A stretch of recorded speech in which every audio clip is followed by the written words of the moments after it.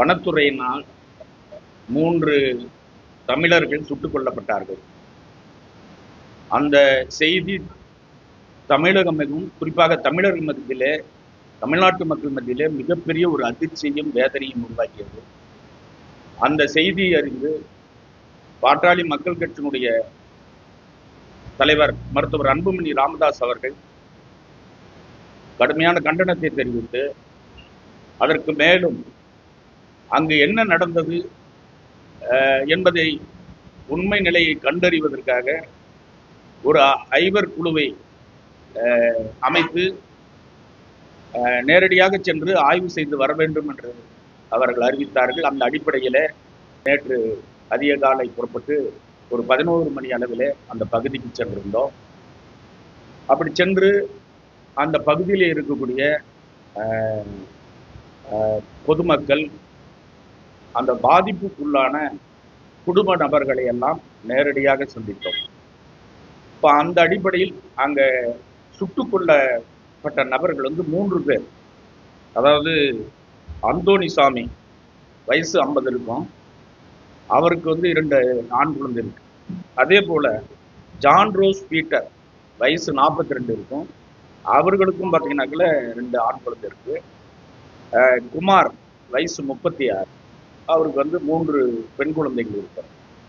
இந்த குடும்பத்தை நாங்கள் நேரடியாக சென்று அவர்களை எல்லாம் பார்த்து ஆறுதல் சொல்லிவிட்டு என்ன நடந்தது என்பதை நாங்கள் தெரிந்தோம்.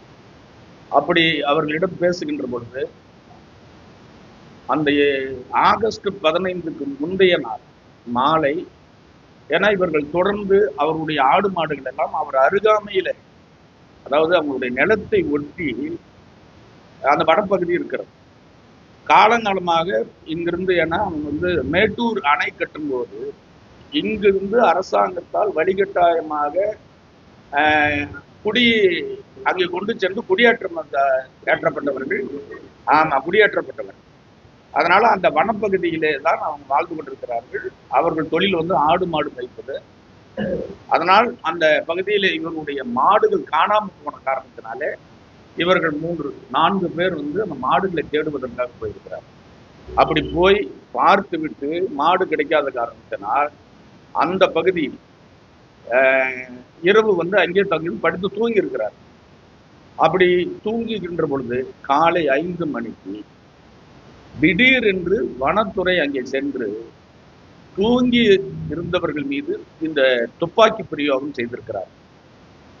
ஏன் இது உறுதியாக நான் சொல்லுகிறோம் என்று சொன்னால், நாங்கள் இந்த குழுவே அங்கே உண்மை அறிவதற்காக தான் நாம் சென்றோம்.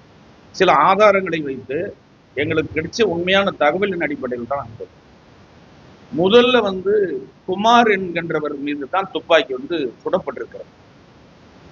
அப்படி அவர் சுடப்பட்டு கத்துகின்ற பொழுது அருகாமையில் இருந்த இவர் அந்தோணிசாமி நீங்க பாத்தீங்கன்னாக்கல எழுந்து கையெடுத்து கும்பிடுறார். தயவு செஞ்சு வேணாம், எங்களை அரெஸ்ட் பண்ணுங்க, நாங்க எங்களை சுடாதீங்க அப்படின்னு கையெடுத்து கும்பிடும் போது அவர் பாத்தீங்கன்னாக்கல இந்த அல்லை பகுதியில் சுட்டுக்கிறார். அதுக்கு அடுத்தது இவர் ஜான் ரோஸ் பீட்டர், அவர் பாத்தீங்கன்னாக்கல இந்த இடத்துல சுட்டிருக்கிறார். இது ஏன்னா நாங்க என்கவுண்டர் திட்டமிட்டு இது சுடப்பட்டது அப்படின்னு நான் சொல்றேன்னா, அதாவது துப்பாக்கி நீண்ட தொலைவில் இருந்து சுடப்பட்டால் போகும்போதே அந்த குண்டுகள் சிதறி போகும். ஆனால் இது பாத்தீங்கன்னாக்கல ஒரு 2 அல்லது ஒரு 5 அடிக்குள்ள பக்கமாக இருந்து சுடப்பட்டதுன்னா இந்த குண்டு உள்ள பாய்ந்து அந்த உடல்ல இருக்கிற சதைகள் வெறிச்சோடி, அதாவது சிதறி போயிருக்கிறது.